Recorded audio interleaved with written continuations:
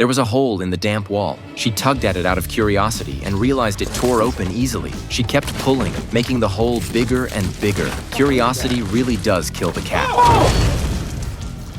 The siblings were horrified and completely baffled. How could there be an adult woman's corpse inside their home? Once she calmed down, Megan remembered some clues. The corpse was too decomposed to identify, but the clothes were familiar. They belonged to Aunt Patty, a woman from their neighborhood who often visited their home. Megan still remembered her outfits clearly, but that was around 1996. After that, Aunt Patty stopped coming because she went missing that year. Everyone in the neighborhood searched for her, so the memory stuck with Megan. Realizing this, Megan felt a chill run down her spine. She vaguely remembered that around the time Patty disappeared, her parents suddenly sent the siblings to their grandmother's house. When they returned, the basement walls had all been newly renovated. Hearing this, her brother remembered it too. Could their parents have been the killers? Megan wanted to call the police and uncover the truth, but her brother disagreed. Their father had already passed away, and their mother was now in the hospital with little time left. He was waiting to inherit the house once their mother died. If their parents really were the killers and Patty's family sued them, the house would be taken as compensation.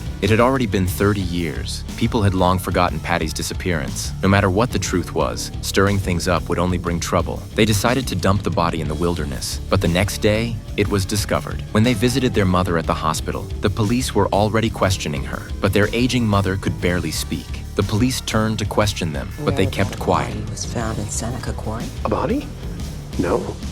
Now they were on edge. Even seeing an unfamiliar car near the house made them panic, and their instincts were right. Trouble had come. A woman was waiting inside their home. She was the caregiver who had been tending to their mother in the hospital, and she got straight to the point. Unexpectedly, their mother, who had dementia, had confessed the killing to the caregiver. As long as the caregiver remained alive, she had leverage over them and could blackmail them whenever she wanted. The sister believed they should get rid of the caregiver, but the brother insisted there was a better way that didn't involve murder. On the day they were supposed to pay her off, the brother had their cousin go meet her instead. He thought the cousin's tough appearance would scare her into taking the money and disappearing so she wouldn't bother them again. But before long, the caregiver returned asking for more money, this time bringing her boyfriend and threatening to call the police if they didn't pay. The siblings had no choice but to give in again, but it was only a temporary measure. Now they had decided they needed to get rid of both the caregiver and her boyfriend, since they both knew the secret. The place where they were supposed to hand over the money was an isolated bridge.